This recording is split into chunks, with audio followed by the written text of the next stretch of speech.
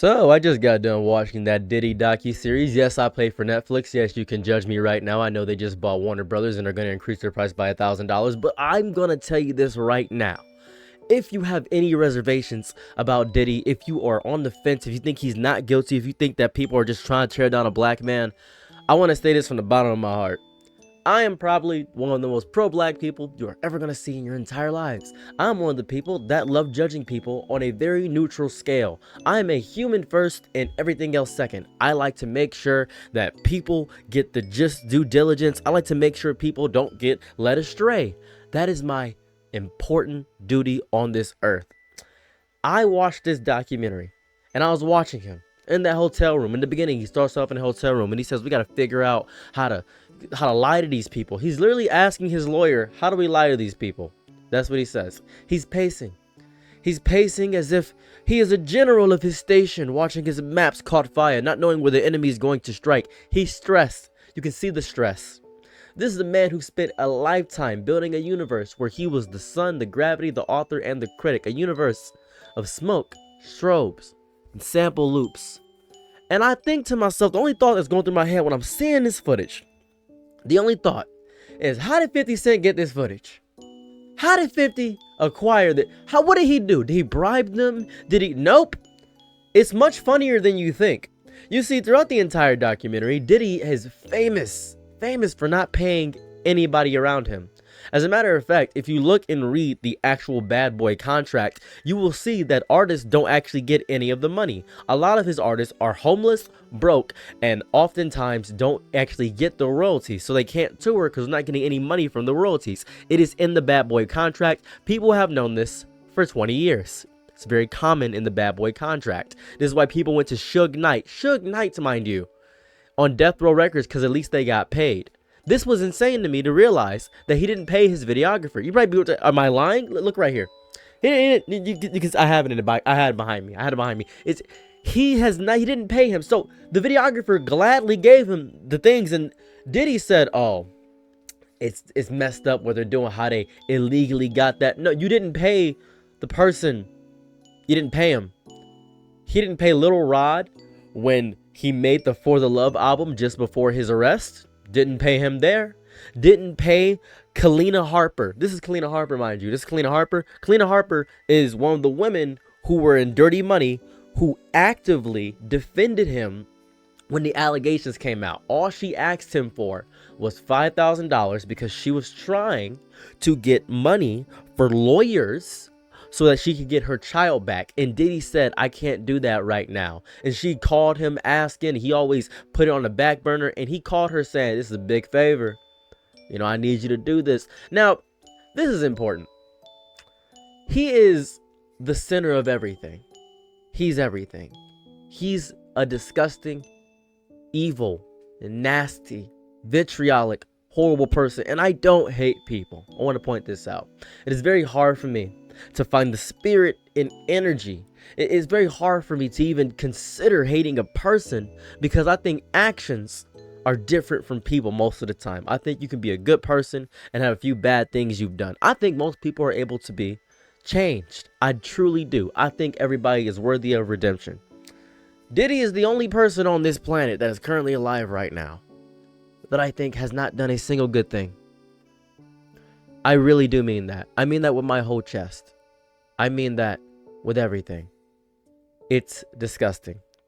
And in this quiet, soft lit room in the beginning, the universe has sent a single unblinking eye, this documentary camera, from the videographer who he didn't pay. And it's not filming a victory lap, but it's just a witness. And he doesn't see a witness. He sees a lens. Any piece of equipment to be angled, he tries to choreograph the Inquisition. He's whispering a strategy into a phone, moving narrative pieces on a board, treating his own unraveling like a bad PR cycle. It's the most tragic tale.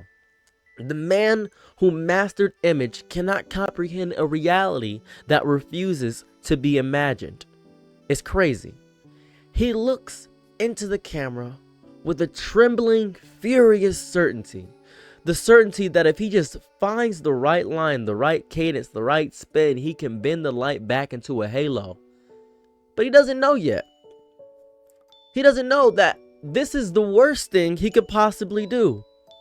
And then the detail that stops your heart, he just does sacrilege. He's always praying, saying, oh, God gonna do this, let God know, do all this thing, doing what horrible evil pastors do, and always positioning himself as God.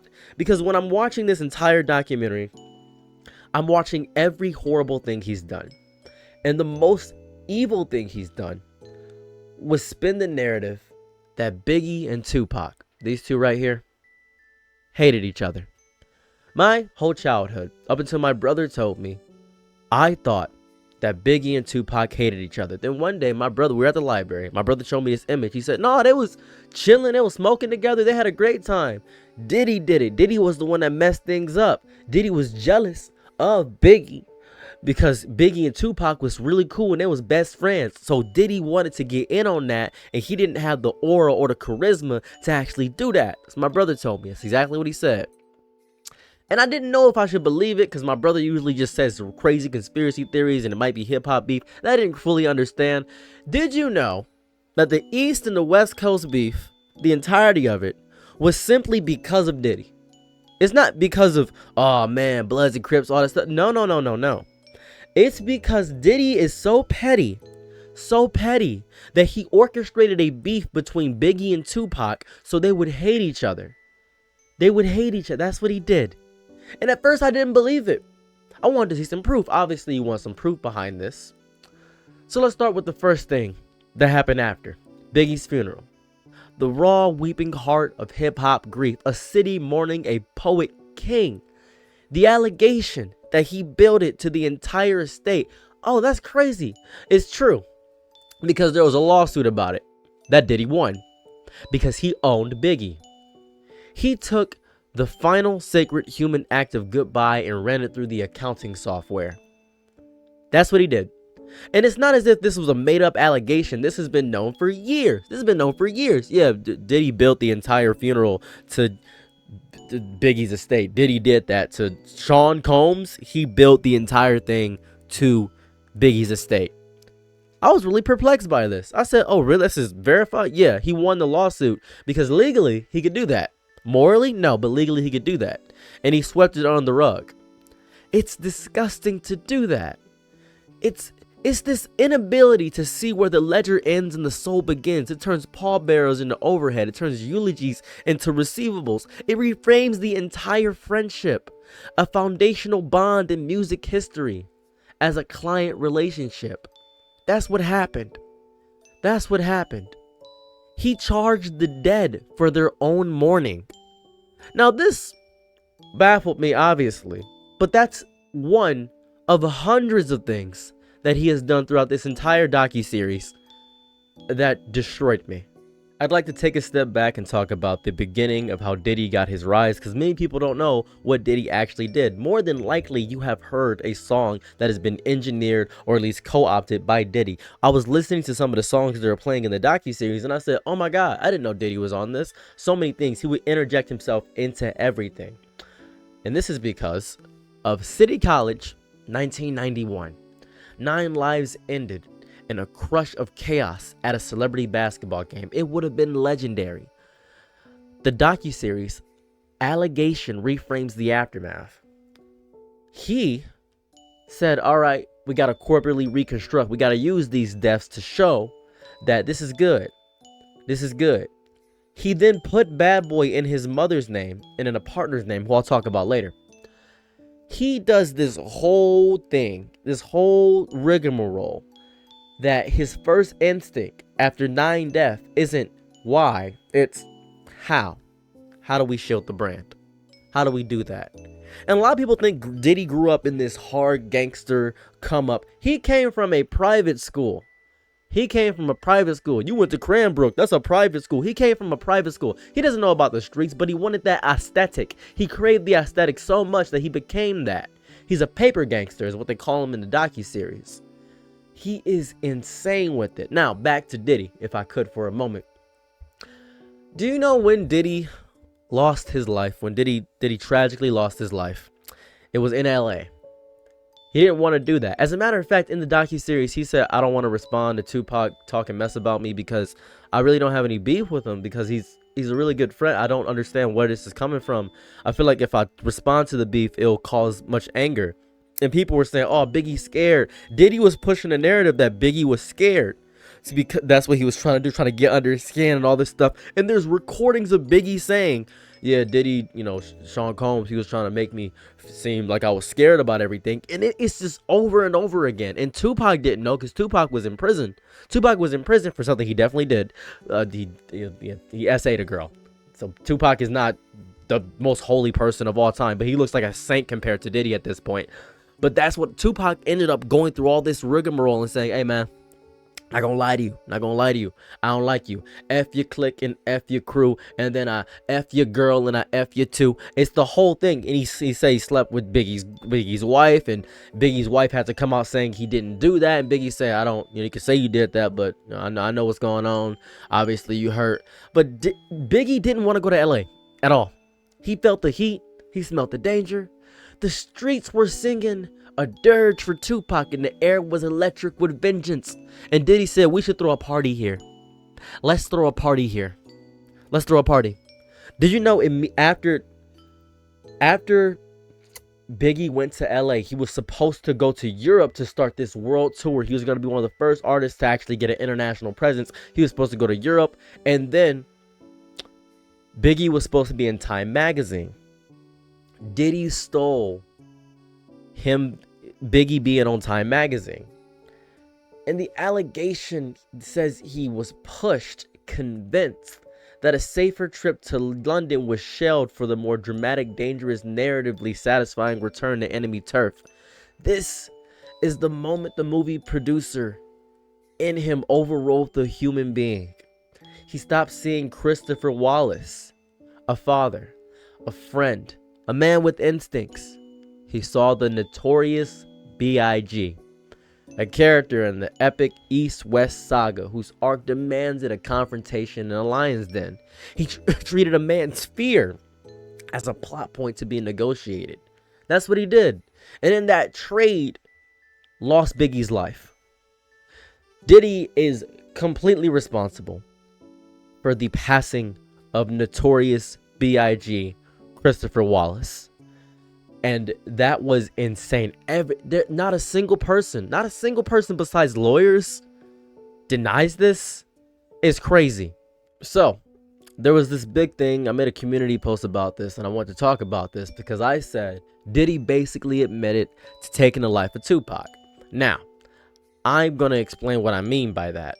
There was this audio from Keefy D. Keefy D was a gangster, and it's a very clear audio. And it's never before heard audio of Diddy saying, it's a calm, measured business tone discussing a number, $1 million. $1 million to take the life of Tupac. That's what he said. Bar for bar, beat for beat. If you don't believe me, look it up. Google it. I promise, Google this. He said, I'm showing you the article. It's right there. I'm showing everything.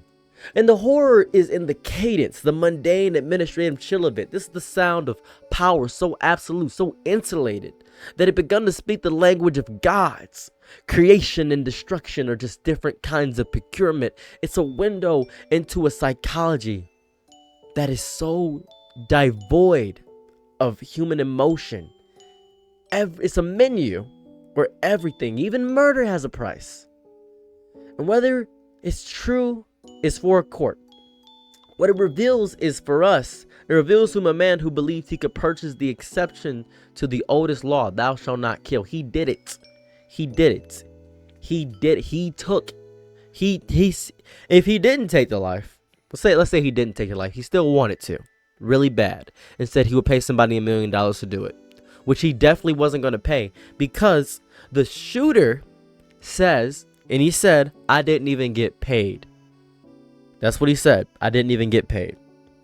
And there are many people that didn't get paid by Diddy. Hundreds of people that didn't get paid by Diddy. So many people didn't get paid by Diddy. I mentioned Kalina Harper didn't get paid by Diddy in any capacity. Didn't get that $5,000 she needed for her lawyers, for her child support and things of that variety, or to get her children more so. And then we have Lil Rod, who made the For the Love album. He didn't get paid. He went on to describe how desperately he needed that money for his kids. When he was promised $250,000, he was offered $29,000. This is the series of patterns, and he didn't even get the $29,000, by the way. I want to point that out. None of the money that Diddy has promised to give anyone has been paid out, essentially. He just wanted all the money for himself. He wanted to hoard that wealth because he ever did something bad. He had the money to get rid of it. He had so much money, such a disgusting amount of money. Every royalty, all the things, and the Bad Boy contract just go right funnel back to him. It's gross. Let's talk about Clayton Howard. So let's talk about the most contention point. Everybody keeps talking about the freak offs. Everybody keeps saying, "Oh, it was a bunch of consensual adults having a fun time." You can't really get mad about that. It's just they were freak offs. It's fine. No. Clayton Howard talks about this, and he explains the freak offs in full detail. The freak offs weren't parties. They were scheduled, choreographed, with rules and roles and all this stuff, flights booked, phone calls made. It was disgusting. It was people getting violated without their knowing. It was nasty. And he did it every year. March 9th, the anniversary of Biggie's death. That's disgusting. I don't care what you say. To have a freak off March 9th on allegedly your best friend's death, that's disgusting. That is absolutely disgusting. It's a man trying to prove again and again that he owns everything, even the calendar, even the day, even the meaning of their absence. That's what he's trying to do. He's trying to prove he owns that. That's nasty. That's just filthy. It's absolutely filthy. It's so nasty. It's just grody. It's absolutely grody. I don't even know how to describe this, because he hired the worker. He hired a worker of the promiscuous variety, and continually said, "Oh yeah, I'm meeting up with this guy named Frank Black." That's the name of the person he was meeting up with, because that was the pseudonym that he went under, Frank Black. So what had happened was very important. The pseudonym Frank Black was on the prescription bottle of all of Diddy's pills when he got raided. Now, this is the interesting thing about the law. He may have had all these illicit substances and all this other stuff, but he can't be charged for that because that was found during a different investigation for a different thing. So he can't be charged for a lot of that stuff. He'd have to have a whole different trial. This is really, really disgusting how the law works. It's too specific. It has too many loopholes legally. That's bad. It's just all bad. I could talk about Aubrey O'Day. I could talk about Joy. I could talk about all these people. I could go on and on about the horrors he did. But I'm going to lay out the things that really stuck with me and the things that really got me. I want to talk about the most important person in the entire thing.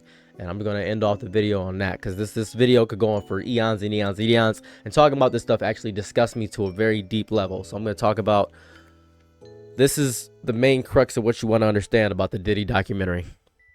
He organized the entire East versus West Coast beef because he was petty and wanted Diddy and Tupac to not be friends. That's the first thing. He never paid anybody. The only reason we even got this documentary with footage, incriminating footage, because he didn't even pay the videographer. He didn't pay Lil Rod. He didn't pay anybody. And you may be saying, "Oh, not paying people's not that bad." Not paying any artist, not a single one, to the point where a lot of your favorite artists are homeless because of Diddy, is evil. That is pure evil. That is just nasty on every scale. He would send emails, hundreds of emails. So many women have emails, proof of him saying, "Hey, if you want this recording deal, if you want this, if you want that, you're gonna have to do something for me. You gotta do something for me." He hired a worker of the promiscuous variety. Oh my God, Cassie. I almost forgot about Cassie. So many people are saying, well, Cassie's responsible too. She always went back. Have you ever encountered a domestic violence victim ever? A man this powerful, a man with so many ways to get under your skin and destroy you, a man with that much influence. You even say, you piss me off. You even saying for a second, you even saying that it's her fault, proves to me that you have never experienced this level of abuse in your life. proves to me that you have never seen anybody go back and get Stockholm syndrome essentially into wanting to be there because they have nowhere else to go. Remember that there's this video floating around of this very famous video of Diddy grabbing Cassie and dragging her, slamming her, kicking her twice. But he's not getting charged for domestic violence, all right? He's not getting charged for domestic violence. So that's inadmissible. It's unimportant. Oh my God, before I even forget, they have two jurors, right? One is this black woman who is a Diddy superfan.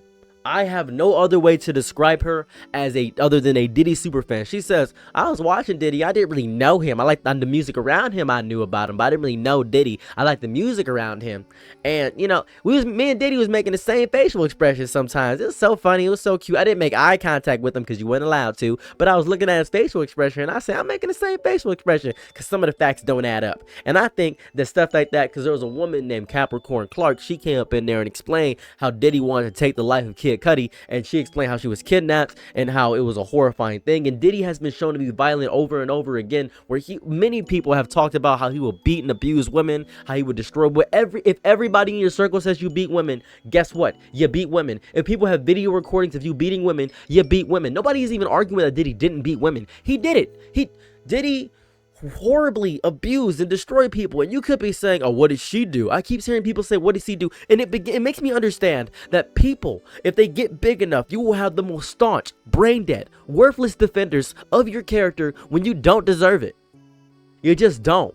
You don't deserve any of this. Any good measure of your character in any capacity, any good measure at all, any good measure at all doesn't deserve to be positioned onto him, because he doesn't deserve any single piece of the goodness spoke about him at all, just because he made some fun music and he made some hip-hop bangers and so much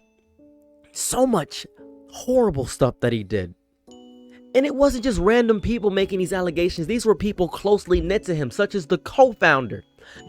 This man right here, the co-founder, his childhood friend of Bad Boy Entertainment, who went through homelessness after Diddy forcibly tried to take 25% of the stocks of Bad Boy, cheating him out of $25 million that he lost the lawsuit because he didn't have enough money, because Diddy forced him to give the stocks back to him, and he threatened him with a bat and a gun. This is the person. This is Diddy. This is the man that only got 50 months in a team of 8 lawyers, and the lawyers who are just as bad as him, but they're doing this for money because money makes the world go around. It's disgusting. It's filthy.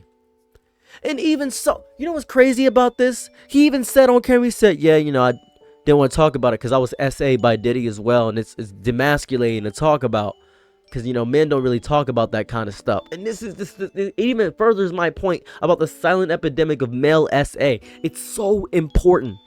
It's so important because this was the culture. This is the culture that he built. He is there is no hip hop without Diddy, sadly. There really isn't. Because he is the worst of it. He is the most evil of it. Because he made it into the machine, the evil that it was today. And he wanted to be so close to the people. He wanted to take what they had. He just wanted to take what they had. Whatever they had, he wanted it for himself. That's it. He would take people's girls. He would do horrible things. And if you see the docuseries, you know what I'm talking about. And I watched it in full. And there's so much. And I don't script these things. I don't. Because it's just whole baffling to me, everything that people will defend about this monster of a human. I don't think that Diddy was a bad man doing just bad things. He was worse than that. He was a system administrator for a private hell. And everyone granted access, whether by contract, by blood, by ambition, or by fear. When money will make you do horrifying things, and you will listen to anybody just to get in the industry, you sacrifice your soul. And Diddy was the price you paid. The walls of this world were soundproof to screams. The floors were polished with silence. The currency was complicity. The entertainment was cruelty. The family business was erosion. The erosion of boundaries, of consent, of memory. Aubrey doesn't even want to remember what happens. Everything's bad. We have been listening to the blueprint. Now we must decide if we're willing to live in the world it was designed to create. The choice is not about believing one man. It's about recognizing a pattern of power so complete it's sought to become a universe. And if so many people say this over and over again, what will you say? What words will you say? Do you think he's completely free of guilt? Do you think Diddy did nothing wrong? Oh, they're just trying to tear down a black man. No, they're not. This is a monster. This is a disgusting, evil, nasty monster who deserves nothing in this lifetime. And is a bad name for anybody who associates with him. I'm still on the Kalina Harper part, because Kalina Harper defended him, and it's just such a level of manipulation that Diddy has to do. The hold you must have over a human being to completely lie to them over and over again and still have them come back. That is an insane amount of manipulation and power to have. That is insane. I've seen it time and time again where women will go back to their abusers over and over again because they just want to. They know nothing else. It's a familiar evil. It's over and over again. It's so bad. So bad. So bad. I recommend you watch the docuseries, whether you watch it on Netflix or any other sites. So yeah, I recommend you watch it and come to your own conclusions. But I watched it and it is bad. It is bad. And to the people saying 50 Cent shouldn't have released this, he went too far. 50 Cent didn't do anything but compile clips together. That's it. 50 Cent didn't do it. He just compiled clips together. Clips that were publicly available that you were stupid. You were too... To anybody denying this, by the way, to you specifically, you were too stupid to put everything together, so 50 Cent did it for you, is what he did. He put everything together for you, is what he did. And all this stuff has been publicly available. This is all regular stuff. By the way, I want to point this out. Diddy still has 77 pending cases, mind you. He still has 77 pending cases. So when he gets out of prison, he's immediately going to have more cases to go through. And there's still more cases going on right now. And still more people are coming out about the horrible things he's done. And this documentary, this docuseries, hopefully someone sees this that was a victim and actively comes up because of it. And hopefully someone sees my video and talks up because of it. And if you've experienced anything bad that's happened to your life, please reach out to abuse hotlines and things of that variety. Please, you are not alone in this. Whether you be woman or man, it does not matter to me. Please reach out, because you are not alone. And I refuse to have you be feeling as if you are alone. Have a lovely day or night wherever you're at. This whole thing was evil and disgusting, and I hated every second of it. Usually I speak in some poetic mantra or something of that variety. I can't. I don't have the energy. I don't have the strength. This is bad. This is really bad. Bye. I'm your Nick and night, be my lover. Ooh, happy to try what you need. Your world, I love to live in it. Ooh, I love the ride when you